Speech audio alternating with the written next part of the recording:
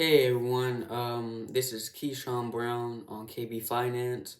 I know it's been a while since I posted, and I'm sorry about that, but now we're back on track. Um, to all my returning subscribers and viewers, leave a like and comment for anybody who's just coming in. Like I said, I'm Keyshawn Brown with KB Finance, and it would mean a lot to me if you subscribe and also comment and like and share. So, today I'm going to talk about the job market, and specifically because of the new president, Donald Trump. Now, I'm not going to get into anything political on the channel, but when Donald Trump is more of a businessman, and I would say when he was in office, his previous term, there was a lot more jobs that were available. And in my opinion, I think that's what's going to happen again in the next year or two. Still, right now, the job market is kind of stale. It's not, still not what it used to be years ago before, the new presidency and all that. But it's not how it was in 2016 to 2020 and 2008 to 2016. It was very easy to get a job. And I also think it has to do a lot with COVID. People started working from home, and businesses were seeing they were saving money and things like they don't have to have a building where they can house their employees or spend money on electricity because their employees isn't working there anymore or in that facility, but they're still working for the company. So, what are my opinions and what do I think you should do? Um, Me personally, I wouldn't say quit your job just yet because there's really no guarantee of what's going to happen.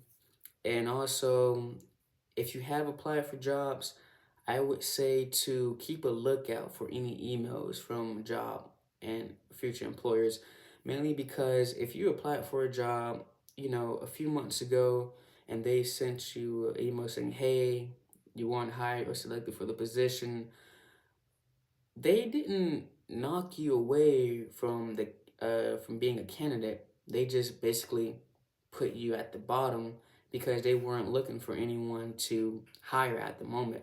They were looking for future prospects. And those future prospects are going to come in when the job market starts to, get back to how it usually was. And so I would say be prepared to start working, especially if you apply for a lot of jobs in the past year because they're going to start emailing you back. I would say one thing also financially about this new presidency is that there is no taxed overtime. And that is a big one because, for instance, a lot of fields and careers for me personally, since I'm in a nursing program, nurses, their jobs are hard, stressful, and very important, and they basically have to work overtime because of shortage, and them being taxed on working more, basically because they have to, is kind of unfair. And since now that is untaxed, and they're going to be able to make more money, a lot more money, and that's going to increase the tax bracket. If you understand what I'm saying, because they're going to make a lot more money. Because nurses get paid when overtime, they get paid time and a half, which a nurse is already making $35 to $40 an hour.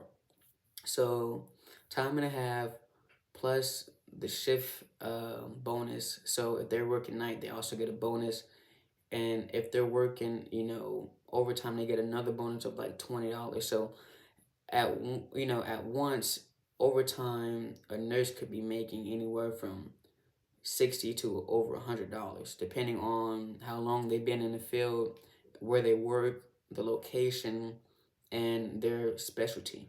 So a job like that, and also construction workers, just basically anyone, because if you have a job, that means you benefit and you contribute to the economy. And you deserve the money that you work for, especially overtime where you could be home with your family. You can be home resting. but instead you worked, and your overtime, you get to reap the benefits. Now, what does this mean for me personally in the future for, the economy of the country? Um, I would say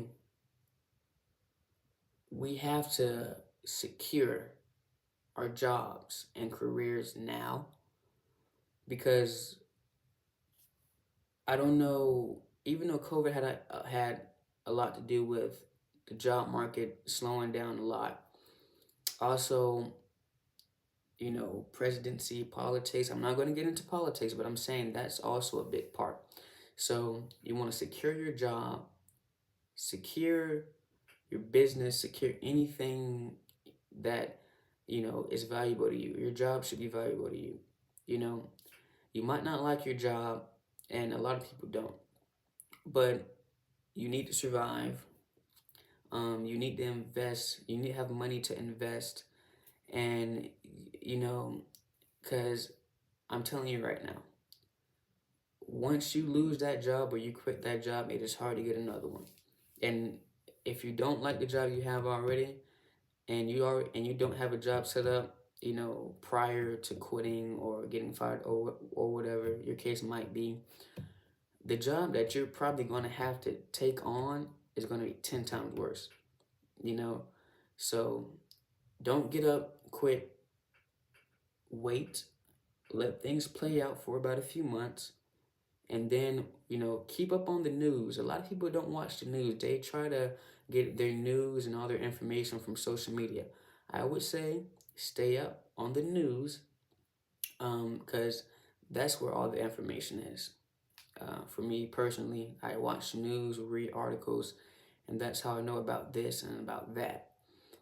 And a lot of those things are very important internationally, not just in America.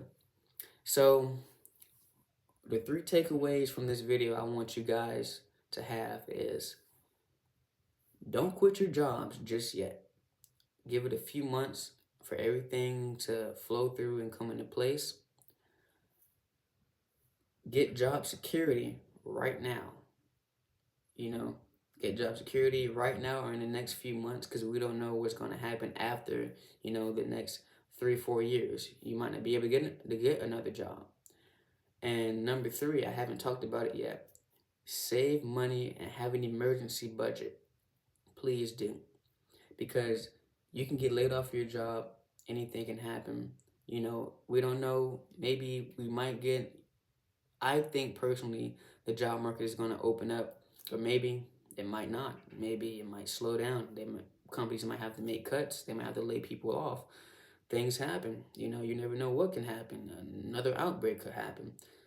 But it's always good to be prepared, so you don't have to, be scrambling, be struggling, or anything like that.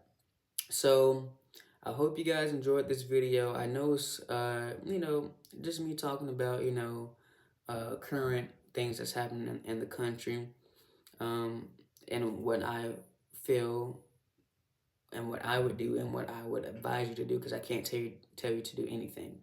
But I advise you to keep up on the news, do your own due diligence if you do want to make an investment, and and also live your life the way you want to live it. If you don't want to be an investor, all that, be frugal with your money, you want to live freely, that's okay.